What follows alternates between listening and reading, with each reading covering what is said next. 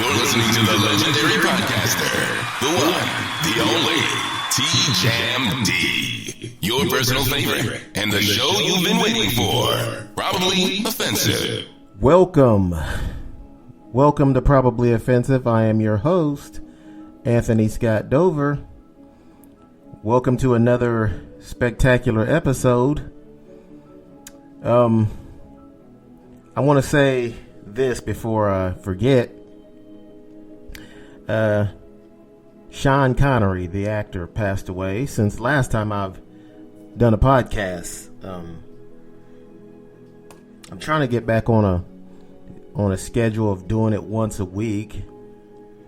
I don't know why it's been difficult for me, but I've been doing it every other week. But I'm going to go back to doing it once a week until I get a co-host, and then I'll do it even more than once a week. So I'm not quite sure yet, but I will keep you posted. So now, or like I said, Sean Connery passed away. For those of you who don't know who Sean Connery is, he's an actor who played James Bond back in the 60s? Maybe even in the 70s. But Sean Connery is a movie star. He was 90 years old, so he is not, or was not a young guy. But he passed away. So condolences to the friends and family of Sean Connery.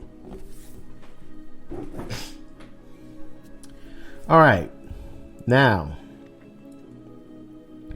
let me mention the COVID numbers, because we're well over, I think, 9 million cases and 240 something deaths from COVID. So the fight against the virus continues. I don't think many people at this point are paying a lot of attention to the numbers because we had a major election. The presidential election has passed, and we were looking towards it for a long time. For some people were looking towards it for 4 years. So ever since Donald Trump got elected, they were looking toward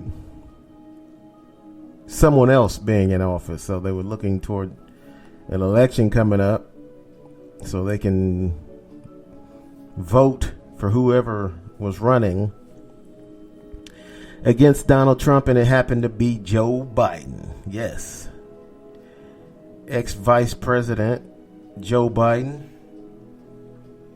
One and the same Joe Biden who President Trump had tried to dig up dirt on and got caught and got impeached for.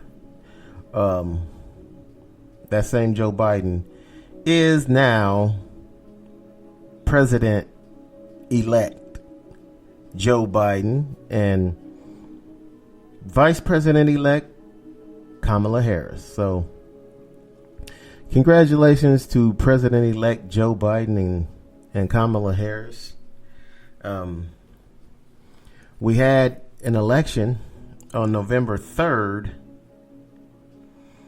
but they didn't finish counting the votes until November, or they didn't have enough of the votes counted. I don't even know if they're still finished. They still probably counting votes, but they had enough votes counted to see that Joe Biden has won the election. There's no way that President Trump can win with as many electoral college votes that Joe Biden has. It takes 270 electoral votes to win the election, and once Joe Biden got to 273 after he won Pennsylvania, then that was enough. And after he was over 30,000 votes ahead for there not to be a recount in Pennsylvania, if it's real close, the person who's losing can ask for a recount of any state. And President Trump's team, they did ask for a recount in Georgia because I think Biden was only winning by a few thousand, 8 or 9,000. And so the Trump campaign asked for a recount of Georgia. So they couldn't call the race until Biden had at least 270 electoral votes. And he got that after Pennsylvania. So Joe Biden is president-elect. President Trump is filing a bunch of lawsuits to say, I don't know exactly what he's trying to say. I think he's alleging that there's some kind of something fraudulent happening there with the vote count. That's ridiculous, of course, but that's not going to stop President Trump from saying it. I mean, he was desperate to continue on as president. Unfortunately, that's not going to happen. And fortunately for us citizens, even the people who voted for Trump, they just don't know it yet. But we're all fortunate as citizens, unless you're rich. And Trump was going to do you big favors if you were rich, but and you say, how's he going to do you big? He lowered taxes, but that's mainly to affect the rich people. President Trump was obsessed with not paying taxes, but that's only because he didn't have nearly as much money as what he was making it out to seem like. I mean, when he ran for office back in 2016, he said that he was a billionaire, which is not true. And he said that he was going to use his own money for the campaign, which is, again, not true. And he said he didn't need the money from special interest groups, which is, again, not true. And so President Trump said a lot of things that were not true, and that's why he, was trying his best to avoid paying taxes, because he didn't have nearly as much money as he said he did. Now, he owns a lot of properties, but a lot of those properties are not making any money, and that's how he is losing money. President Trump said that he was a great businessman, and not true. So he said a lot of things that are just not true. But yet and still, there are some people who choose to continue supporting him. And I read something on Facebook today, a guy that I know. I mean, just about everybody who's a friend of mine on Facebook are people that I actually know. There's a few ladies that I accepted their friend requests who I don't know. But that was probably a mistake, and I only accepted it because they were attractive. But they knew some people that I knew. They were real accounts, not the phony ones. I accepted a couple of fake people too, but I had to go back and unfriend them as soon as they started saying some dumb shit. But anyway, President Trump said a lot of things that were not true. So the worst thing that President Trump has done, I think, is run for office, because now he's exposed himself. He's got the spotlight on him. Once you run for office, I mean, you're going to put a big spotlight on your personal life, and everybody is going to dig up everything they know about you to see exactly who you are. Who is this man who's running for president, and what's he going to do? And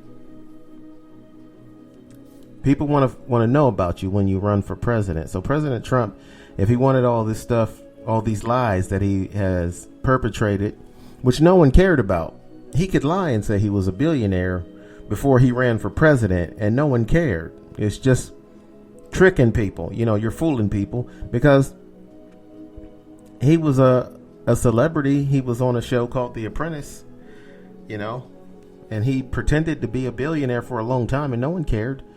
But once you run for office, then people are going to put the microscope on you, put you under the microscope, and you're exposing yourself. Basically, you're making a huge mistake. Donald Trump made a huge mistake by running for president. That was, I know he had a plan, and he thought, and he did collect over $2 billion in campaign contributions. Maybe that's what he wanted to do, but I think he got a taste of that power as president, and it went to his head, because he made a lot of bad decisions, and people still seem to support Donald Trump, even though he handled the coronavirus poorly, because he was trying to downplay it so that he could be reelected. He didn't think it would be this bad. He thought it would go away. He kept saying that. It'll go away. It'll go away. No, it's not going to go away. The common cold hasn't gone away in 1,000 years. Okay? The flu hasn't gone away. Once a virus is here, it doesn't just go away. It mutates and becomes different. You have to keep fighting it, and you have to get it down to where it's just not affecting our society in the way that COVID is affecting our society right now. But I'll tell you, man, these people, these Trump supporters, to me, are delusional, because I read this thing on Facebook today from a guy I know. I won't mention his name, but he starts talking about what the price of gas is today and what the economy was before COVID. I mean, I'm like, first off, that's Obama's economy. It is. That's the truth. The economy got better and better every year that Obama was in the White House. Every year. I mean, when Obama became president in 2008, the economy was terrible. And in 2009, it got a little better. In 2010, a little better. In 2000, and so forth and so on. It got a little better. So every year. And President Trump piggybacked off of Obama's economy. Now, these idiots want to act like the economy was terrible, and when Trump got in the White House, it just suddenly got better, and which is just not true. It's just not true. I'm not going to sit here and act like, yes, they don't have a point. It's just not true. President Trump is not a good businessman. He filed for bankruptcy 6 times before he was president. Okay. He's being audited by the IRS because he has cheated the IRS out of money, or else he has no money. So if you're rich as you say you were, you've cheated the IRS out of money. And if you lied about being rich, you have no money. Okay, then you don't have to pay taxes, I guess, if you a businessman and you lose money. But the guy had gotten $400 million from his father, and now he's lost it and taken out loans from Deutsche Bank, and he owes Deutsche Bank over $300 million, and he owes some other foreign businesses over another $100 million.